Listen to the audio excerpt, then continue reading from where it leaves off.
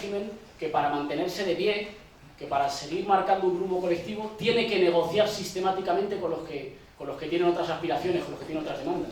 Es aquel régimen por el cual las reivindicaciones y las demandas de quienes obedecen tienen que ser permanentemente escuchadas e incorporadas. Ojo, cuando digo incorporadas no digo puestas en el lugar central, ni puestas en el lugar de mando, pero tienen que ser siempre, aunque sea parcialmente, incluidas. Por lo tanto, la hegemonía es un régimen que debe su estabilidad a ser inestable, a que no se cierra nunca. Es una forma de poder muy flexible y a la vez muy inestable. Los que mandan no mandan porque impongan lo suyo, los que mandan porque son capaces de integrar una buena parte de las reivindicaciones de quienes obedecen y darle una forma, siquiera sea una forma parcial, siquiera sea una forma no plenamente satisfactoria, ¿no? Y por tanto, no podemos acompañar a Gramsci en la creencia de que, digamos, habrá un orden hegemónico finalmente cerrado. Primero, creemos que no lo va a haber. Y segundo, sospechamos que si lo hubiera, en el momento que se cerrara sería el fin de la libertad. Y por tanto, ni creemos que lo pueda haber, ni deseamos que pueda haber un orden que finalmente cierre del todo. No va a haber un orden político que cierre nunca todas las posibilidades de lo social. Cualquier orden político va a tener que estar trabajando sistemáticamente para integrar una pluralidad de reivindicaciones, demandas o peticiones, que algunas incluirá, otras dispersará, otras les dará una satisfacción intermedia. Ahora, cierro mi intervención con que sí, creo que es fundamental de Gramsci. Me he dejado bueno para el final. ¿Qué creo que sí o sí es fundamental en Gramsci? En primer lugar, esto que habéis estado discutiendo, os habéis estado seguramente metiendo con el pobre Ernesto Laclau, a favor de Gramsci, seguramente. Creo que en Gramsci hay una beta que permite pensar que no existen los sujetos que después hacen política, sino que la política crea los sujetos. Y que el otro día fue un periodista del País a mi antigua facultad, la Facultad de Políticas y Sociología, y le preguntaba a la gente, ¿no? Por una generación de hace tiempo que salió de allí, fue un partido, y le preguntaba por varios. Entonces le preguntaba a un estudiante y decía, le preguntaba por varios, me perdonáis, me fijé en la parte que le preguntaba por mí, y decía, así es imposible dirigirse a los obreros si se está hablando siempre de hegemonía. ¿Quién te va a entender? La diferencia seguramente entre ese estudiante y quienes nos adscribimos a las categorías de pensamiento gramscianas es, uno, que no pensamos que los actores políticos sean actores hasta que tienen conciencia de ello, y que por tanto, digamos, en esa diferencia como clásica entre lo de clase en sí y clase para sí, a mí solo me interesa el para sí. Creo que hasta que un colectivo social no es consciente de serlo, actúa con fines compartidos, liderazgos compartidos, mitos compartidos y horizontes compartidos y se emociona junto, no es un actor político. Y en segundo lugar, que seguramente aquel estudiante cree, o ese estudiante cree, que la conciencia les llega desde fuera, ¿no? Existe algo que es la clase, que está ahí esperando, que tú acabes la carrera, te vayas a buscarla y le digas, por cierto, tío, tus verdaderos intereses, te tienen que dejar de engañar. Por el contrario, quienes nos adscribimos a categorías de pensamiento gramsciano creemos que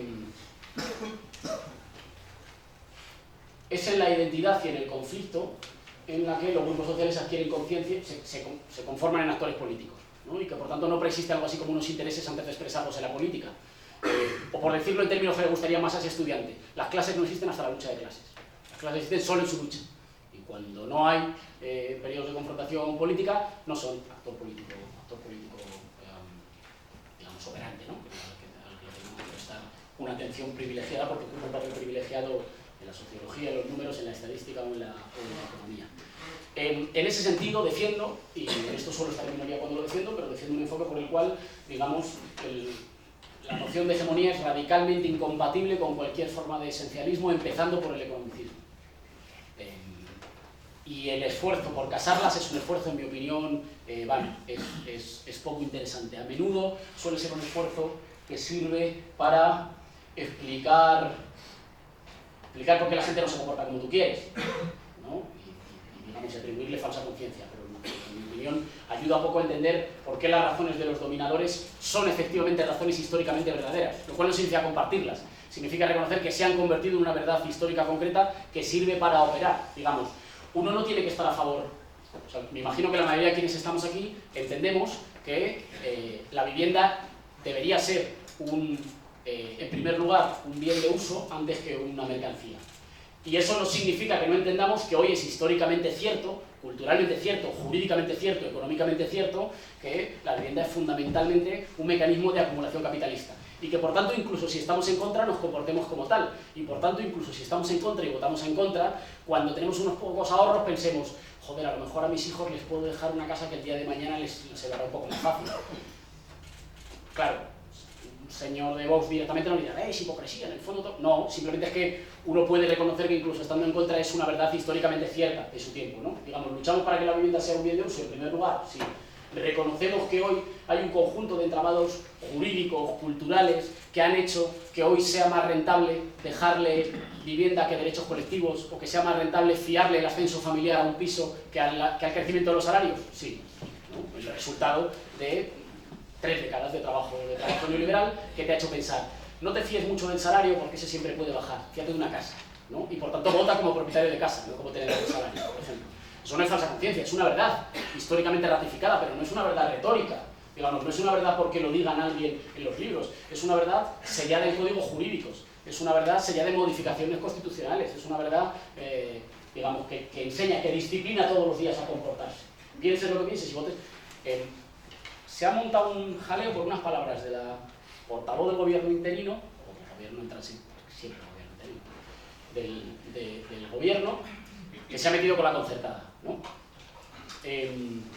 A mí me sorprendió mucho en la campaña electoral de la Comunidad de Madrid cómo la cuestión de la concertada era una cuestión que sublevaba y preocupaba a mucha gente de un origen muy popular y muy humilde.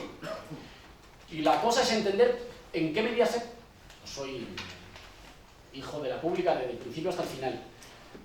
Y es el sistema que defiendo, porque es el sistema que construye igualdad social, que cohesiona las sociedades, que garantiza la igualdad de oportunidades y que construye sociedad, ¿no? Ahora bien, me sorprendió al enfrentarme ideológicamente en el terreno de las campañas a eso, hasta qué punto, digamos, el ciclo neoliberal de destrucción de la educación pública funcionaba también porque había hecho rehenes a muchos de quienes nunca lo hubieran decidido, pero han acabado viéndose defendiendo un modelo que no era el suyo. Pero no por mentira, ni esta tontería, que se han aburrido, no he entendido nada, no. El ciclo funciona de una manera muy sencilla, que vas a vivir a un nuevo urbanismo, que está recién construido. La Comunidad de Madrid, por casualidad en ese nuevo urbanismo, todavía no ha tenido tiempo de construir un colegio o un instituto público, pero sí que ha tenido tiempo para construir un concertado, a menudo en suelo público regalado. Construir el concertado. Así que tú, aunque no eres partidario de la concertada y votas contra la concertada, llevas a tus hijos a la concertada. Así que llevas a tus hijos a la concertada y cuando el pequeño ya tiene la edad de ir, pues prefieres llevarlos juntos porque los recoges juntos, es más cómodo, con los libros de uno tienen los libros del otro. Así que un buen día, y te has ido acostumbrando a un sistema en el que pues empiezas a pensar que porque alguien como tú, a quien en el fondo no le van tan mal las cosas, tiene que pagar impuestos para soportar una escuela pública que no utiliza. Y resulta que en las siguientes elecciones te llega alguien que te dice, oiga, ¿no cree usted que la carga fiscal que usted tiene es excesiva? Tal como está la educación y todo, ¿no cree que es excesiva y que además la izquierda le quiere quitar la concertada? Y un buen día de repente te descubres tú votando para sostener la escuela concertada. No es que hayas cometido una traición, o que haya faltado que haya más carteles pegados en tu barrio, o que haya faltado 4 manis. Es que ha habido un ciclo, insisto, lo digo para que no pensemos que la guerra de posiciones es una pelea solo cultural o literaria. Ha habido un ciclo que ha ido normalizando un tipo de comportamiento y por tanto produciendo antropológicamente al tipo de ciudadanos que lo van a sostener. Incluso si al principio no lo deseaban, ¿no? Luego podemos abundar en ejemplos sobre eso. Primero, que la política es una actividad que crea sentido y que crea los propios sujetos. No preexisten y luego confrontan en la política, sino que se conforman en la contienda política. En segundo lugar, la atención central a la categoría pueblo, que es una categoría que sé que lo habéis estado discutiendo, pero que para mí la categoría pueblo es siempre una categoría en primer lugar nacional. No digo que no puedan existir, digo que yo todavía no conozco pueblos de una articulación, digamos, supranacional, y yo cuando pienso en la categoría pueblo la pienso siempre en primer término, en términos nacionales. Y estas últimas elecciones que se han celebrado han sido unas elecciones marcadas por la primacía de lo nacional, de los nacionales, digamos, de diferentes identificaciones nacionales, pero por la cuestión de la nación como la principal cuestión, que no es un error no es un error, a lo mejor es una práctica defensiva, pero es una práctica defensiva de corto recorrido cuando las fuerzas políticas progresistas dicen no hablemos de banderas, que eso es mentira, hablemos de lo que es de verdad, que es el trabajo. No, las cosas que conmueven a la gente, que le preocupan, que le dejan sin dormir, que le enfervorizan, que le hacen odiar, que le hacen amar, o que le hacen sentir compasión por el de al lado, no son mentira. Una fuerza, esta cosa de que creerse que las fuerzas espirituales que tienen aplicación material concreta son falsas, teóricamente es insostenible y políticamente es como un suicidio absoluto. Lo nacional ha vuelto, solo que ha vuelto, nunca se marchó, pero ha vuelto como forma terrible de la vuelta del péndulo, toda vez que la ofensiva nacional popular democrática no fue victoriosa.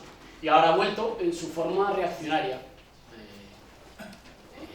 ¿no? Que a veces caricaturizamos, pero que en mi opinión no es sino el viaje de vuelta del péndulo después de una gran ofensiva cultural y política no exitosa en ese momento, o no plenamente exitosa, para resignificar la idea de España y fundar un patriotismo democrático, feminista, verde, progresista, y al que le quepa, digamos, la nacionalidad. Y por lo tanto, la atención definitiva es verdad que la economía opera sobre bases cada vez menos nacionales, o en algunos está, digamos, esto es más cierto para algunos países que para otros, ¿no? Ciertamente quienes tienen un Estado fuerte tienen capacidad de mantener bajo control nacional algunos, no tengo que ser público, pero algunos sectores de la economía. Es verdad que la economía opera sobre bases cada vez menos nacionales, pero esto no ha hecho, sino más bien al contrario, que la idea de nación pierda importancia política. Ha hecho lo contrario. Digamos, hoy la idea de nación es todavía más importante políticamente, para que la gente decida su voto, para que la gente decida sus enemistades, sus amores, por qué se sacrificaría, por qué vale la pena pelear. Podemos diagnosticar las dos cosas. Puede haber pasado sistemáticamente que la economía opere sobre una base cada vez menos nacional y a la vez que lo nacional siga siendo un hecho absolutamente decisivo en la conformación de las lealtades y de las preferencias políticas de la ciudadanía, ¿no? Y por tanto,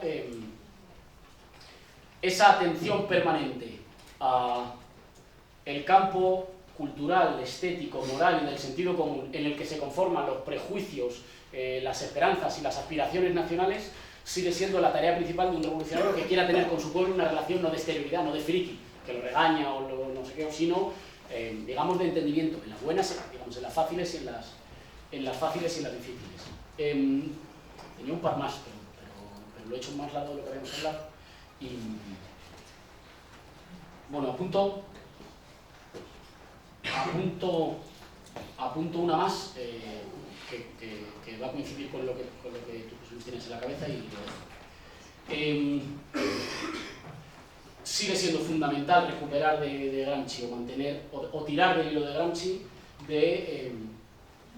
sabéis que hacía esa distinción ya archiconocida entre la guerra de posiciones y la guerra de movimientos, lo hacía con símiles bélicos que hoy nos resultan muy lejanos pero que en su momento tenía mucho sentido para explicar las cosas, la guerra de movimientos como una sucesión de movimientos rápidos que tiene capacidad como de capturar las instituciones coercitivas del Estado. Si tomas el Palacio, los cuarteles, el telégrafo y la estación de trenes, has tomado el Estado. Digamos que el observador dice, esto le salió bien en Rusia, fue cierto en Rusia, y la guerra de posiciones como aquella que toma lenta, pacientemente, con avances y con retrocesos, todas las instituciones intermedias, que no parecen políticas, pero que naturalizan un tipo de orden. La escuela, la religión, las series de televisión, la estética, la música, la literatura. Y él decía, en los países de Occidente, en los países modernos con Estado desarrollado, prima la segunda, la guerra de posiciones, ¿no?